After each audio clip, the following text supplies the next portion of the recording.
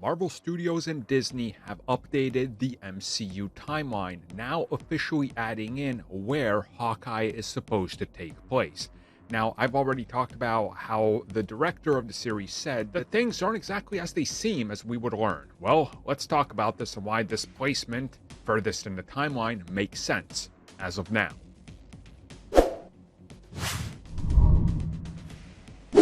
So just before we get into this, because I forgot to show it in all the other videos, yes, the audio commentaries are back. Hawkeye is up. If you're a member of the Avenger tier, you can get the audio commentary, including all the ones we've done so far.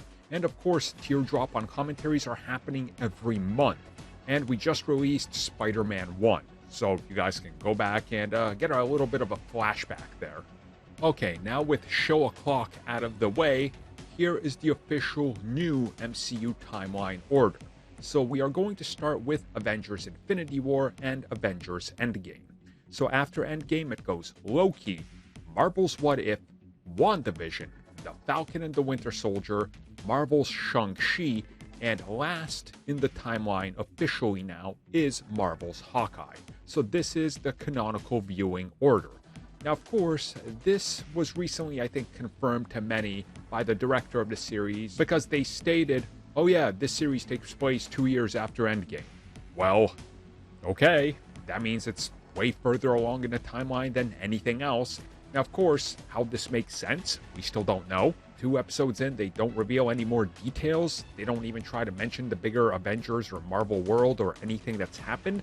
So for all we know, this is post-multiverse shenanigans and things are now just in a new normal, but they're not going to ever address it, which probably makes sense in terms of the story should be focused on Clint and Kate, but at the same time, it's that whole drip-feeding breadcrumb type of approach that Marvel Studios is taking that I think many of us are getting sick of, quite honestly, right? I think I could say that. You know, I'm a fanboy enough that I can admit they have some mistakes and call them out for their mistakes, like many of you can with things you love. So I think that's kind of problematic. But hey, you know, we got 4 more episodes to go, and then we're going to learn how this goes. And of course, the next chapter of this whole saga is Multiverse of Madness. So that's going to be the interesting one, because you would assume it's probably going to have to take place before this as well, right? Because of the whole, you know, straight up after Spider-Man. But again, leave it to them to figure it out and then confuse us. They still haven't explained that error in Spider-Man Homecoming. Come on, guys, we're waiting.